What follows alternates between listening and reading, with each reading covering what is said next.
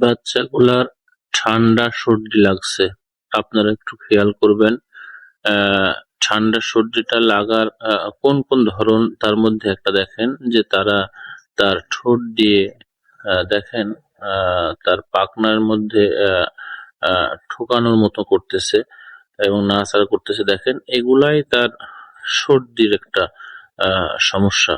কারণ তার নাক দিয়ে যখন নিঃশ্বাস বের হয় না, তখন তারা কিন্তু সেটা পরিষ্কার করার জন্য তার পাখনা দিয়ে নাড়াচাড়া করে। আসলে এই পাখিগুলা নষ্ট হয়ে যায়। আপনারা দেখতে পাচ্ছেন যে অনেক পাখিটাই নিচে তারা ঝিমানো কিছুটা, আর অনেক পাখি তারা ঠোঁট দিয়ে তারা বিভিন্ন তার পাখনার মধ্যে নাড়াচাড়া করতেছে। এখান থেকে বোঝা যাচ্ছে যে এই পাখিটার পর্যাপ্ত সর্দি, সে সাথে ঠান্ডা লেগেছে। এখন এই পাখিকে ঠান্ডা এবং সর্দির ডোজ করাতে হবে।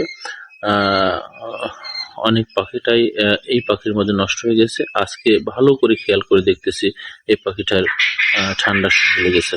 আসসালামু আলাইকুম।